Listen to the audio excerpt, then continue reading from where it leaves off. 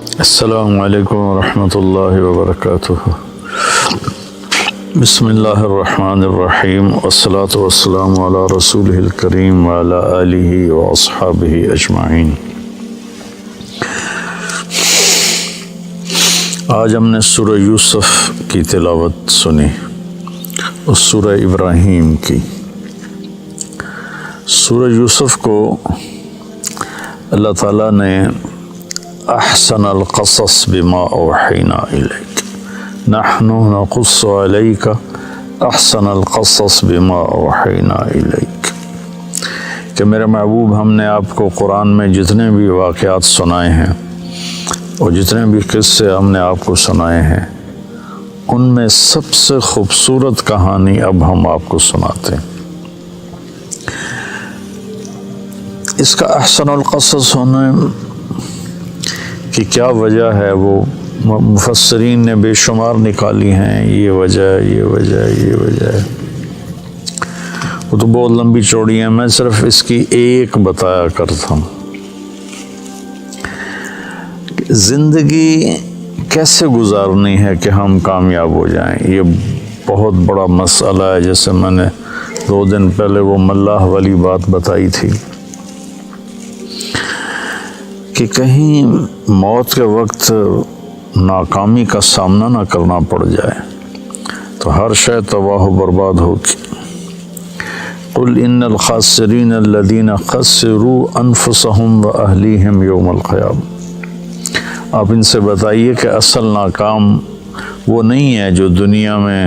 Election میں ناکام ہو گئے اور پڑھائی میں ناکام ہو گئے، کاروبار میں ناکام ہو گئے۔ اصل ناکام وہ لوگ ہیں جو قیامت کے دن ناکام ہو جائیں گے، جن پر اللہ تعالیٰ ناراض ہو جائے گا۔ اس کی ناراضگی سے کیسے بچنا ہے اور اس کی فرما برداری والے راستے پر کیسے چلنا ہے، قرآن اس کو بتاتا ہے۔ بیچ میں ایک دشمن کھڑا ہے، شیطان، جو ہمیں اللہ کے راستے سے ہٹاتا ہے اور غلط راہوں پہ لے کر چلتا ہے، شارٹ کٹ زندگی کے بتاتا ہے، اور زندگی میں شارٹ کٹ کوئی نہیں ہے۔ پھر یہودا نے کہا، جس کے نام پر یہودی کہلاتے ہیں، سب سے بڑا بھائی تھا یہودا، لیکن یہ مارو نہیں، اطرحوہ فی غیابۃ الجب، کہ اطرحوہ ارضا یخل لکم وجہ ابیکم وتکونوا من بعدہ قوما صالحین، کہ ایسا کرو کہیں دور دراز پھینک دو اور پھر تمہارا باپ ہوگا، تم ہوگے، تو تم اپنے باپ کے زیادہ محبوب بن جاؤ گے۔ تو ان کو لے کر گئے اور جا کر واجمعوا ان یلقوہ فی غیابۃ الجب، جب اس کنویں کو کہتے ہیں جس کا پانی خشک ہو چکا ہو، جس میں پانی ہو اس کو بیر کہتے ہیں، اور جس کا پانی خشک ہو گیا ہو، اور یہ فلسطین پہاڑی علاقہ تھا تو اس میں کنویں خشک ہو جاتے تھے، تو انہوں نے اس میں پھینکا ان کو۔ تو اللہ تعالیٰ کا غیبی نظام چلا، پھر وہ قافلہ آیا، انہوں اٹھا کے لے گیا، گورنر مصر کے دربار میں پہنچے، پھر وہاں بڑے ہوئے تو جیسے اللہ نے ساری دنیا کے آج 7 ارب لوگ ہیں، پیچھے پتہ نہیں کتنے کھرب چلے گئے، آگے کتنے آئیں گے، ان سب کو حسن میں پوری انسانیت کو 1/2 تقسیم کیا، اور یوسف علیہ السلام اکیلے کو 1/2 دیا۔ تو ان کا کیا حسن ہوگا۔ وہ جب گورنر بنے تھے تو پھر وہ وزیر خزانہ تو ایسے منہ چھپا کے رکھتے تھے کہ کوئی فتنے میں نہ پڑ جائے۔ اور عورتوں میں اللہ تعالیٰ نے حضرت حوا کو سب سے زیادہ حسین بنایا، ان کے بارے میں بس اتنا تھا، سب سے زیادہ حسین بنایا، لیکن یوسف علیہ السلام کے بارے میں اعطی شطر الحسن، کہ آدھا حسن سارا دے دیا۔ تو زلیخا کا امتحان آیا، بہت بڑے گناہ کی دعوت، وراودته التي هو في بيتها عن نفسه وغلقت الابواب وقالت هيت لك، اتنا لمبا جملہ اس منظر کے خوفناک امتحان کو بتا رہا ہے، میں سے چھوٹا جملہ بھی ہو سکتا۔ تو یوسف علیہ السلام پر دو امتحان آئے، ایک بہت بڑے گناہ کا امتحان آیا ہے، ایک مصر کے حسن و جمال کا فتنہ، اور دوسرا بھائیوں کی طرف سے جو آزمائشیں چلیں اور ان کی مخالفانہ تدبیریں چلیں، انہوں نے اس پر جو صبر کیا۔ تو جب وہ بھائی ملے نا، جب اللہ تعالیٰ نے یوسف علیہ السلام کو گورنر بنا دیا، وزیر خزانہ بنا دیا، تو بھائی آئے، وجاء اخوة یوسف فدخلوا علیہ فعرفهم وهم له منکرون، کہ بھائی یوسف علیہ السلام نے تو پہچان لیا میرے بھائی آ گئے، چونکہ یوسف علیہ السلام اس طرح بیٹھتے تھے، یہ پورا نقاب اوڑھتے تھے، صرف آنکھیں نظر آتی تھی، پھر چھوٹے سی عمر میں ان کو انہوں نے بیچا تھا، اور وہ 30-40 سال کے جوان آدمی تھے، تو ان کا خیال بھی نہیں ادھر گیا، تو انہوں نے پہچانا بھی نہیں۔ یوسف علیہ السلام نے پہچان لیا، تو کہنے لگے تمہارا دوسرا بھائی ہے کوئی؟ کا جی ہے، کہ اس کو لے کے آنا ورنہ کچھ نہیں دوں گا۔ پھر ان کو ایک بہانے سے اپنے پاس رکھ لیا۔ جب انہوں نے بنیامین کو اپنے پاس رکھ لیا تو یہودا نے کہا میں تو واپس نہیں جاؤں گا، پہلے ہم نے یوسف کو کھویا، جان بوجھ کے ہم نے شرارت کی، اب بنیامین ہماری وجہ سے تو نہیں، خود اپنی وجہ سے ایسا ہو گیا، تو جب تک میرا باپ کوئی مجھے اجازت نہیں دے گا میں ادھر ہی بیٹھا ہوں، تم جاؤ۔ تو جب بھائی گئے اور انہوں نے کہا کہ بنیامین نے چوری کر لی ہے اور مصر کے وزیر خزانہ نے روک لیا ہے، تو اس پر انہوں نے خط لکھا۔ اچھا، یوسف بھی نبی اور یعقوب بھی نبی علیہ السلام، اب بیچ میں 7 دن کا سفر ہے ٹوٹل، تو پورے پتہ نہیں کتنے سال، 20-30 سال 40 سال وہ ادھر موجود ہیں، سلامت یہ ادھر موجود ہیں، بتانے کی اجازت نہیں۔ انہوں جیسے ہی وہ وزیر بنے تھے اسی وقت وہ اپنے باپ کو پیغام بھیج دیتے کہ میں ٹھیک ٹھاک ہوں، آپ آ جائیں۔ اللہ کی ادھر بھی وحی آ رہی تھی کہ نہیں بتانا، اور یعقوب کے لیے بھی تھا کہ ان کو بھی نہیں بتانا۔ وَبِيَضْتَ عَيْنَاهُ مِنَ الْحُزْنِ فَهُوَ كَظِيمٌ، آنکھیں ان کی چلی گئیں روتے روتے، اور غصہ پیتے پیتے پیتے پیتے وہ پھول کے مشکیزہ بن گئے۔ کظیم، کاظم اس مشکیزے کو کہتے ہیں جو پانی سے فل کر کے ٹائٹ کر کے بند کر دیا جائے۔ جتنے بھی سال بھائیوں نے یعقوب علیہ السلام کے ساتھ وقت گزارا یوسف علیہ السلام کے بغیر، تو انہوں نے کہا فصبر جمیل،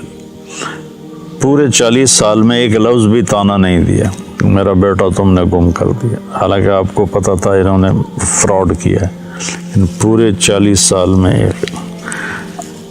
پھر خط لکھا عزیز مصر کے نام کہ میں یعقوب بن اسحاق آپ سے مخاطب ہوں، ہم نبیوں کی اولاد ہیں، ہم چور نہیں ہیں، ہم پر بہت زمانے سے آزمائش کی چکی چل رہی ہے۔ پہلے میرے چچا کو، اسماعیل کو، ان کو بھی باپ لکھا، پہلے میرے باپ کو چھری کے نیچے سے نکالا گیا،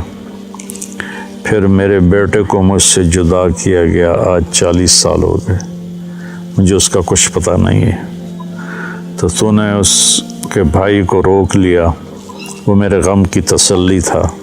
مہربانی کرو میرا بھائی واپس کر دو، میرا بیٹا واپس کر دو۔ یہ خط جب یوسف علیہ السلام نے پڑھا تو ان کا دل بھی بھر آیا اور آنکھیں بھی،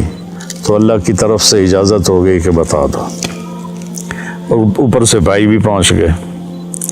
ایھا العزیز قد مسنا واہلنا الضر وجئنا ببضاعۃ مزجاۃ فأوف لنا الكيل وتصدق علينا ان اللہ یجزی المتصدقین۔ کیا عاجزی ہے ان الفاظ، اور کیا ذلت اور پستی کی انتہا کو چھو کر وہ گفتگو کر رہے تھے، کیا بتاؤں۔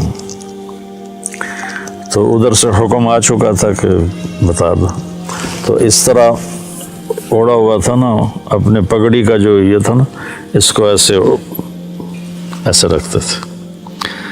تو جب انہوں نے کہا کہ ہم یہ تھوڑی سی پونجی لائے ہیں اور ہمارے پاس ہے بھی کچھ نہیں، فقر بہت ہے، تو برائے مہربانی ہم پر صدقہ کر دیں۔ تو پھر یوسف علیہ السلام نے ایسے کیا، ایسے تھا نا،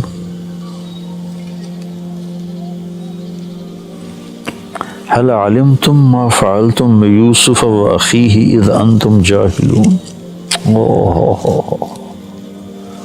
سبحان اللہ، کیا نبی کے اخلاق ہیں۔ کیا تمہیں کچھ خبر ہے جو تم سے بے خبری میں یوسف کے ساتھ کچھ تھوڑا بہت ہو گیا تھا، تھوڑا بہت، قید کاٹی 9 سال، زنا کی تہمت لگی، منڈی میں بیچے گئے، کتنی لمبی چوڑی گھاٹیوں سے گزر کر، اور ان کو اس کا سبب کون تھے بھائی، ان کو کہہ رہے ہیں وہ حل وہاں بولا جاتا ہے جہاں مجھے، اس کو اردو میں کہتے ہیں آپ کو پتہ چلا، سعید بھائی آپ کو پتہ چلا، تو آپ کو پتہ چلا کا مطلب یہ ہوتا ہے کہ اس کو معلوم نہیں اور میں بتا رہا ہوں۔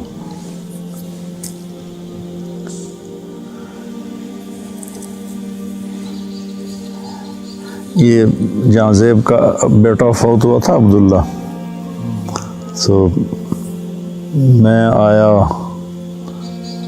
رائمنڈ سے، تو علی چھوٹا سا تھا، یہاں کھیل رہا تھا، میری گاڑی اندر انٹر ہوئی تو بھاگ گیا، آپ کو پتہ چلا عبداللہ فوت ہو گیا ہے۔ وہاں سے میں نے حل کا مطلب سیکھا کہ حل اتاک حدیث الغاشیہ، آپ کو پتہ چلا جو چھا جانے والا دن ہے وہ کیسا ہے۔ تو حل وہاں بولا جاتا ہے جہاں یہ ہو کہ بھائی مولوی حذیفہ کو جو میں بتا رہا ہوں نا اس کو معلوم نہیں، تو حل آپ کو کچھ پتہ چلا، جنہوں نے کیا ہی سارا بربادی قدم قدم پہ سازے، ان کا حل علمتم ما فعلتم، فعلا کا جو صیغہ ہے یہ غیر ارادی حرکت کے لیے ہوتا ہے، جیسے میرا یہ میں پاؤں ہل رہا ہے نا، یہ غیر ارادی حرکت ہے۔ فعلا استعمال ہوتا ہے غیر ارادی حرکت کے لیے، پھر ارادی کے لیے بھی عاملہ کا لفظ استعمال ہوتا ہے ارادتاً جو کام کیا جائے۔ تو ما فعلتم میں یہ پھر ان کے جرم کو ہلکا کیا کہ تم سے بس ایم ہی ہو گیا، تم کرنے کا کوئی ارادہ تو نہیں تھا، بلا ارادہ ہو گیا۔ اذ انتم جاہلون، وہ بھی بے خبری میں ہو گیا، تمہیں اصل میں پتہ نہیں تھا۔ حالانکہ یہاں عبارت یوں بنتی ہے قد علمتم، تمہیں خوب خبر تھی، ما ظلمتم، جو تم نے ظلم کیا، بیوسف و اخیہ، یوسف اور اس کے بھائی پر جو تم نے ظلم کیا، اذ انتم عامدون، اور تم نے جان بوجھ کے یہ سارا کچھ کیا، تم نے پوری بدنیتی کے ساتھ کیا، تو اس کا بالکل الٹ لے کر آئے حل علمتم، آپ کو کچھ پتہ چلا ہی ہوگا، آپ کو تو میرے خیال میں معلوم نہیں، تو میں آپ کو بتاتا ہوں ما فعلتم، جو تھوڑا بہت یوسف کے بارے میں آپ سے ہو گیا، وَأَخِيهِ، اور اس کے بھائی کے بارے میں، اذ انتم جاہلون، جو آپ نے بے خبری میں کیا، آپ کا ارادہ تو نہیں تھا۔ تو اب جو اس وقت ان کا امپریشن بنانا، اس کو جو قرآن نے بیان کیا، کمال کر دیا۔ وہ تو پہلے انہوں نے غور سے دیکھا، پھر ایک دم ان کے اندر خوف پیدا ہوا کہ یہ یوسف ہے۔ پھر شک پیدا ہوا کہ نہیں یوسف کہاں ہے، یہ تو مصر کا وزیر خزانہ بیٹھا ہوا ہے۔ تو شک اور خوف اور امید، یہ 2-3 کیفیتیں ان کے اندر بن گئیں جو متضاد قسم کی تھی۔ ان کو جو قرآن ادا کرتا ہے اس کے جو الفاظ ہیں، ایک تو ان تحقیق کے لیے ہوتا ہے، ان کا یہ شک کے لیے ہوتا ہے، انت یوسف خوف ہے کہ لا بھائی ہوں آیا ساڑھو تے سوٹا یہ تو یوسف ہے۔ تو میں اس ایکسپریشن کو اپنے انداز میں جو سمجھو میں اس کو بیان کیا کرتا ہوں، انک لانت یوسف،